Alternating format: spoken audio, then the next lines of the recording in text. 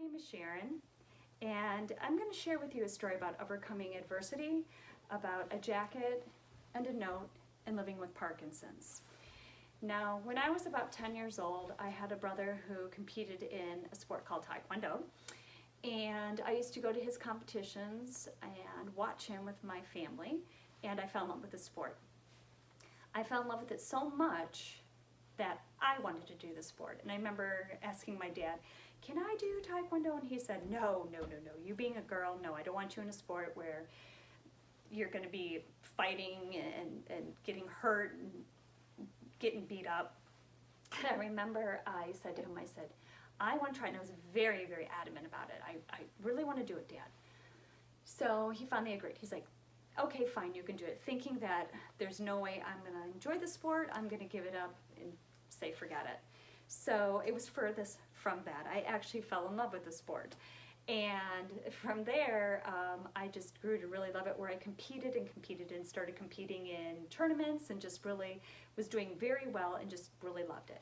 And I remember when I was about 12 years old, I told my dad, I said, you know what? I have a vision, I have a goal that I want to do. And he's like, what's that? And I said, I want to make the U.S. national Taekwondo team.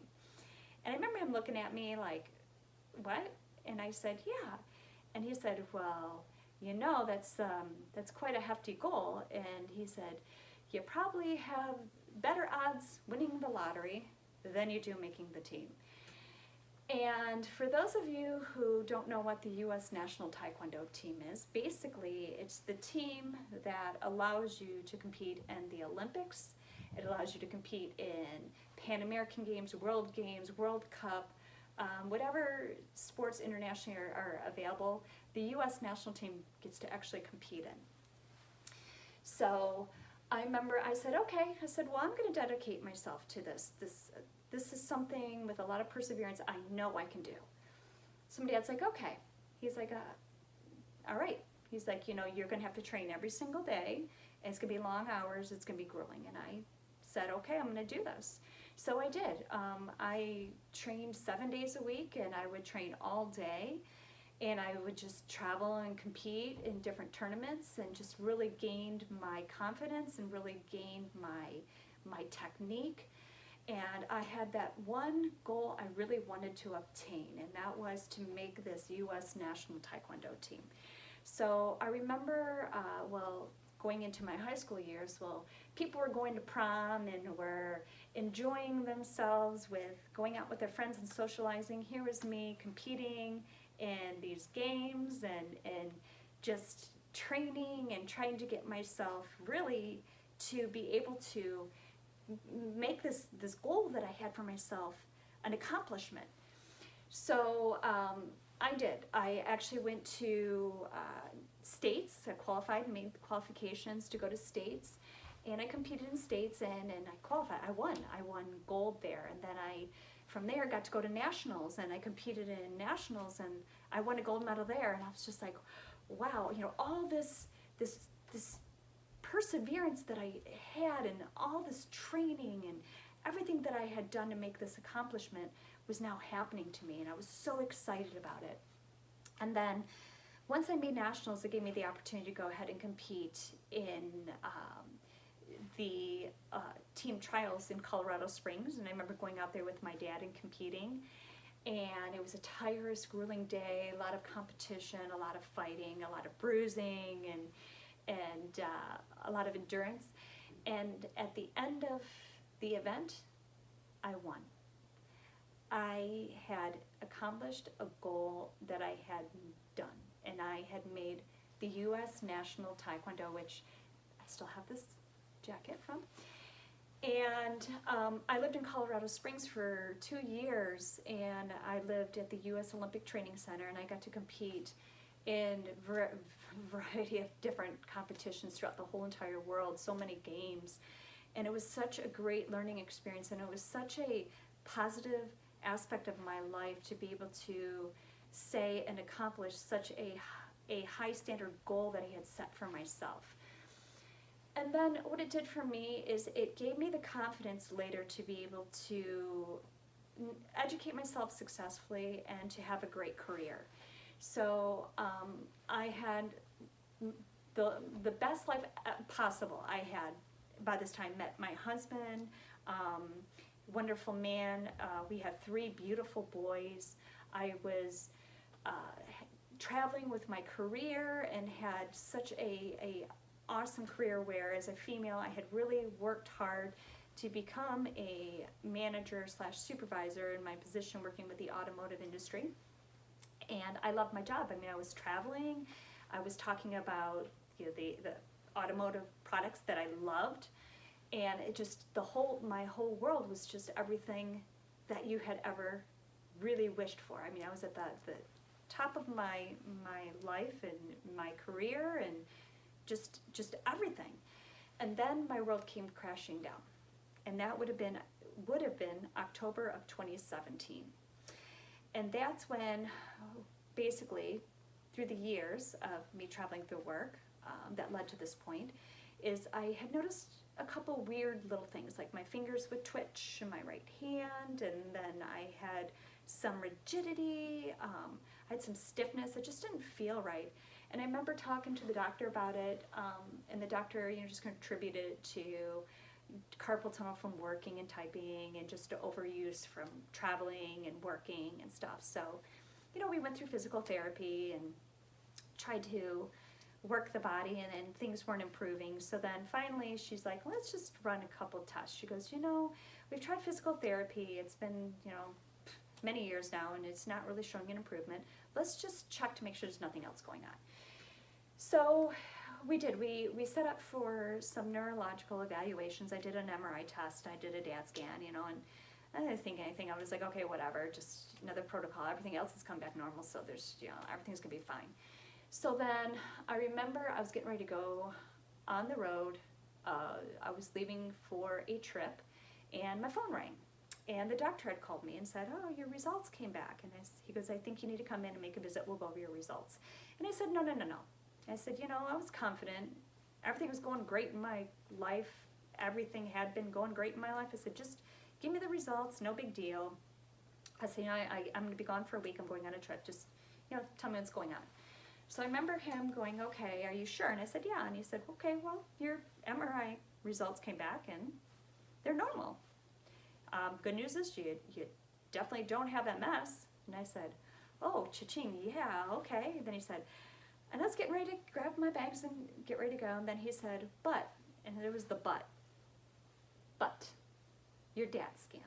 I didn't even know what a DAT scan was. I knew I had this test done. And I said, my DAT scan? He said, yeah, your DAT scan came back abnormal. And I said, what's that? He said, well, it's a test that we did on you that checks the dopamine uptake in the brain, and dopamine is used for your movement to make you move and function properly. I said, okay. And he said, well, the left side of your brain is not taking up dopamine properly at all. And I said, okay, what does that mean? He goes, you have young onset Parkinson's disease. And I said, I have what? He goes, you have young onset Parkinson's disease. And I remember thinking to him, you're so wrong. I have an identical twin sister. She doesn't have it. And there is no family history, so there's absolutely no way I have Parkinson's disease. And I kind of laughed at him. He goes, no. He goes, it's a neurological disorder that is a progressive disease, and there's no cure for it. And he goes, and I think you should probably come in, after your trip, and we'll sit down and discuss it and kind of talk about, what the future holds and what we have available. Well, I remember I was angry, and I thought, yeah, okay, whatever. So I remember I hung up the phone and thought, I'm going to blow him off. Nope, I'm not going to call him back. There's no way I have this. And I didn't. I didn't call him back. Didn't go in. I ignored it, pretending, out of sight, out of mind, it's not there. Went on with my life. Things started changing. The more I denied it, the more changes happened. I didn't tell anybody at my job, continued to work and travel. I didn't tell family. I thought, oh, how am I going to tell family? How am I going to tell my children? What is everybody going to look at me like? So I went into denial. I just chose not to say anything. Well, things got worse, not better. And things started spiraling. I started getting depressed because I could no longer make my body move the way I wanted to. And I didn't want to believe that I had this old person disease, because in my mind, old people got Parkinson's, not young people in a successful career, a female at the prime of her life. There's just no way that I had Parkinson's. And I was angry. I was angry at the world. And the more I tried to hide it, the more the symptoms started to show. And it got to the point where I didn't want anybody to know what I had. So I remember calling my boss one day and just saying, you know, I'm suffering from some issues that I need to resolve right now, and I'm going to retire my position at this time. I won't be coming back. And I didn't give an explanation, no explanation to anybody. And then what I did is I locked myself in my house. I literally locked myself in my house. I quit all communication with everybody, from family, from friends, from everybody. I didn't want anybody to know what I had, not even my children. And what did it do for me? It spiraled me into such a severe depression that I wouldn't get out of bed. I stayed in bed. I cried all the time. I started losing weight because I quit eating, and I just was deteriorating, and I didn't care at that point if I lived or died. And then my husband came in and he said, you know, you need to snap out of this. And he's like, you know, you need to take a look at what do you want from life? And I remember I just thinking, I don't care anymore, I don't. And it was a really trying and hard, difficult time in my life. And he's like, you need to at least tell the kids what's going on. You need to be fair to them. So I did. I said okay, and we told the kids what happened. And actually they were very supportive, much more supportive than what I thought. In fact, my oldest son, it was actually the beginning of his senior year of college, and he wrote me a letter. And this is what I like to call the letter. He sat there, and I knew this was difficult for him to write because he was always one that kind of closed off his emotion. You know, he was the tough, kid going into college, the boy that just didn't want no more kisses from mom, no. So for him to write this letter that I'm going to share with you, just a couple of paragraphs because I don't want to cry, I knew meant a lot. So first of all, what he wrote in the top was, open when you are ready. But then he made sure that when I did open it, that I had to open to the front to be able to read it. And what he wrote on there was, the first thing I saw, I love you, Mom. And then I'm going to read to you the first paragraph of what he wrote. He said, Dear Mom, I know you are going through a lot right now, so I thought I would write this. That way you have something to look at when you are alone in your room. I know you're going through a lot of pain, but I know you are a strong person. The same strong person is the one who never gave up and made it onto the U.S. national team. The same person who has always been the best mother for me. You have never given up on me. The same person who I wrote essays about to my teachers about you making the U.S. Taekwondo national team. The same mom who had shown a successful career and the ambition that a woman can have. I know I want to have kids someday, and I want my kids to see the type of mother you were for me. I want you to be there for them just as you were for me, so they can see the type of person you were.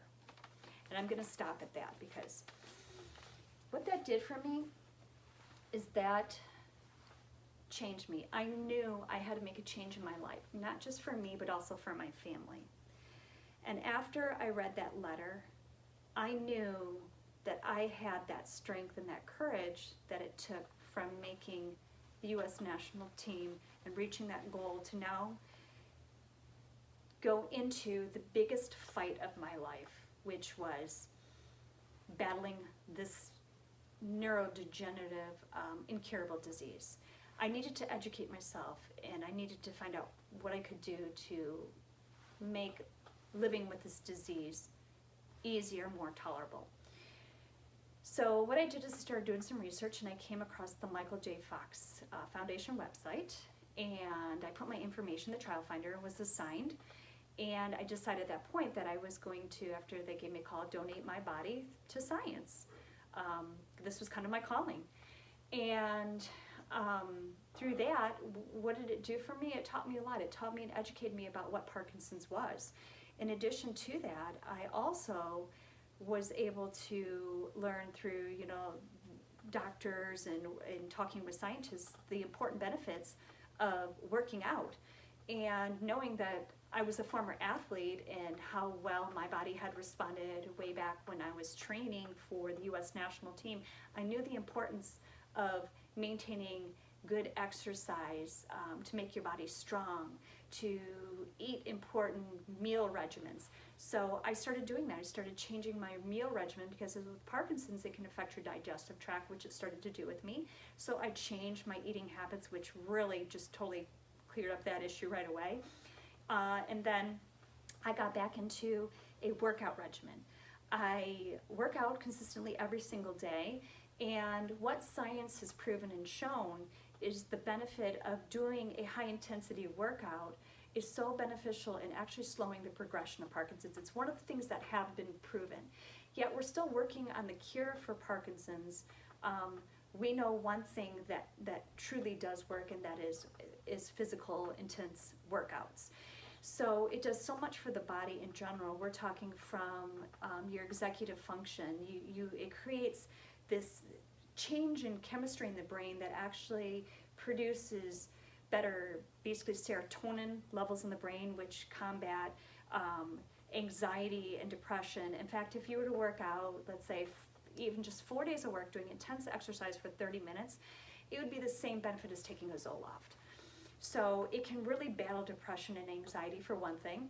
It also works with the executive function and cognition because of the chemistry changes that are going on. It enhances the brain for cognitive function down to strength. I mean, your body, you have this disease that wants to create what is known as dystonia, which I have, which is where the muscles contract. So working out helps combat so that you can be able to pull away from and be able to use your body without it coiling it and restricting.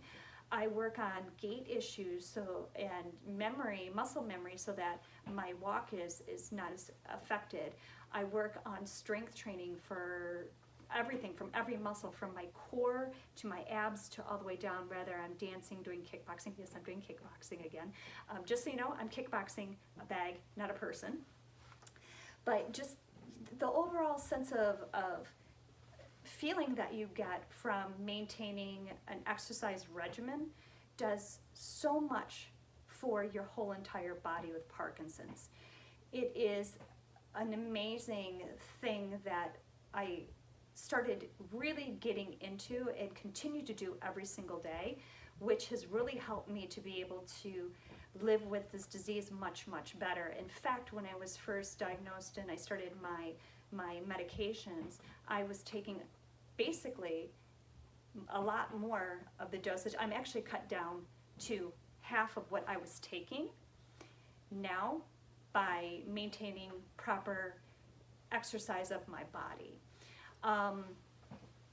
Now, if there's one thing that you take away from this, it's really, I want you to also know that you're not alone. No, nobody is alone. We all face adversity events in our lives. And reaching out and finding the proper support group is so beneficial. Whether it's through church or through organizations. I mean, there's so many organizations out there. We have, the Michael J. Fox Foundation. There's the Parkinson's Foundation. There are a variety of support groups out there available for you. And that's just not just with basically Parkinson's, with any events that you're facing. You are not alone. There is somebody there that is able to be there for you and support you if you reach out to them. And that's what I started doing. The more I started speaking about my disease, the more people started to really listen and watch what I was doing.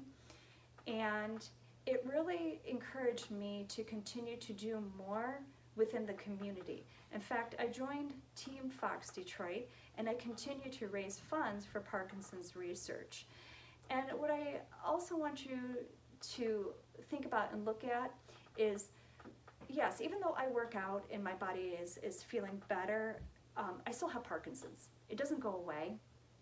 But for me, in any situation that you face, you can either look at those adverse events as a negativity, because we're all going to face events in our life that become challenges to us. But one thing is, for me, I can't control the fact that I have Parkinson's. I was given this card and there's nothing I can do. But one thing that I can control and I've learned is how I respond to my disease. I'm not giving up and I'm not giving in, and I will continue to fight this disease. I've learned my limitations within my body. I no longer fight my body. If my body is not responding a certain way, then I know how to work with it so that I still maintain the positive aspects and the positive effects that my body needs to be able to live better with my disease. I hope you've enjoyed this video and this presentation, and I'm looking forward to hearing your comments.